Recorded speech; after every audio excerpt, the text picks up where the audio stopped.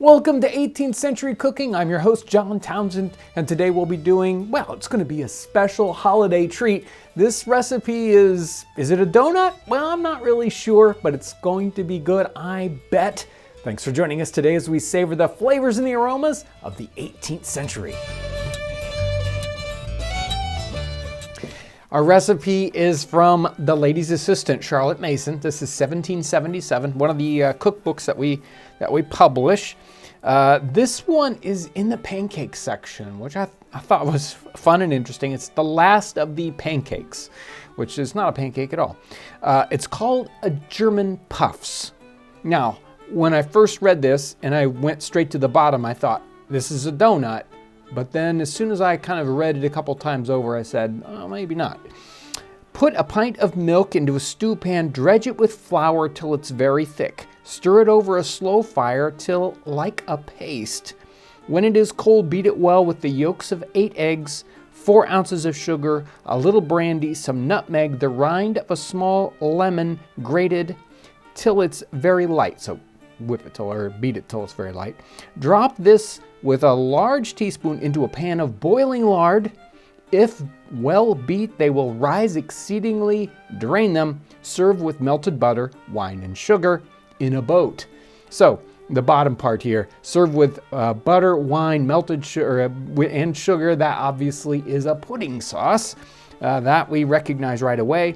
But the reason why we kind of come back and say this isn't a donut necessarily is because of what happens here with this batter.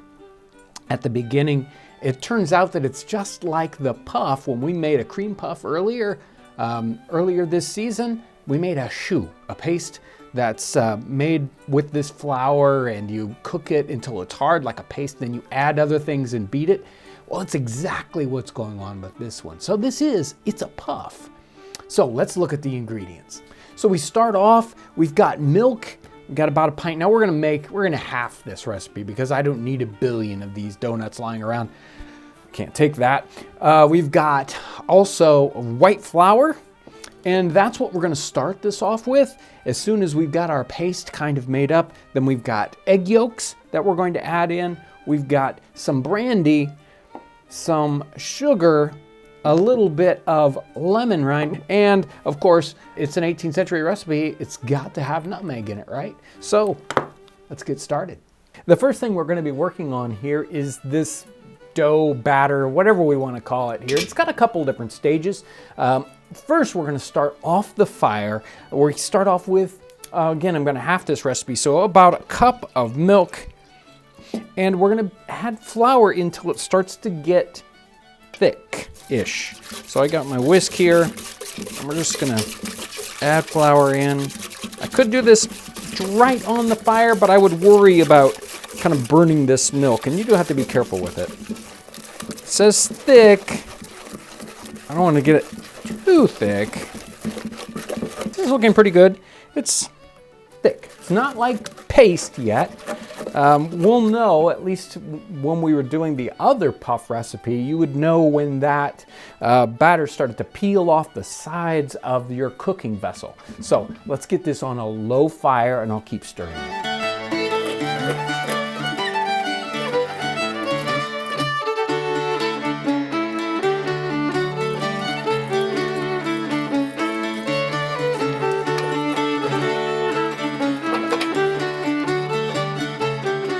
So we've got a very paste-like mixture here in the pan. You can see very, very thick.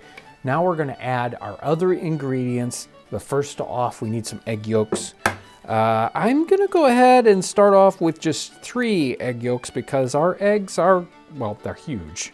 And I'm sure their eggs were probably a little bit smaller. We also have some brandy. It doesn't say how much brandy. So I'm just gonna use about a jack's worth of brandy here. We don't probably need a lot. If you don't wanna use brandy, you probably don't need to add it at all. You might mix in yet another egg yolk if you just need the liquids. And I've got our lemon zest that's gonna go in now. Calls for sugar, 4 ounces. We only need 2 ounces because we're doing a half quantity. And this really is kind of a to-taste thing. So, and what's left, got our nutmeg. Here we go. That's great. A little nutmeg in there.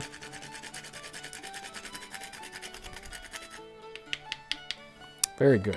Now we've got to get this all mixed, and it says beat it.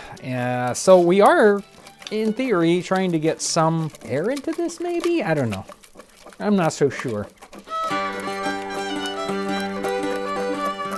So I'm just gonna whip this well with our whisk until it really starts to smooth out.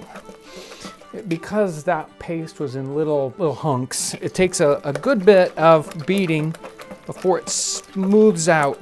Okay, this is whisked up nicely. It's smooth, looks good. I'm sure they'll puff up nicely when they go in the oil. And the oil I have had warming up this whole time, and it is just to the right temperature right now. I kind of moved it out a little bit and down so it warmed up even more, so the oil is ready. And you can check that by, well, you can kind of look at the surface of the oil and kind of see a shimmer. If you take a little split of wood and stick it in there like a little matchstick, if it bubbles, you're good. The oil is ready. So let's get some of this in the oil.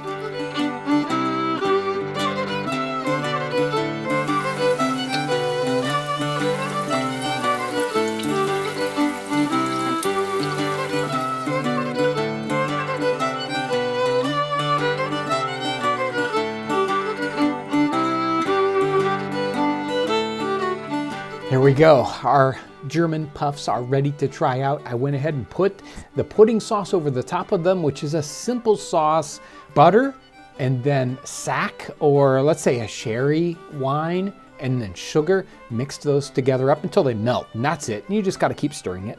Poured that over the top. Let's give them a try.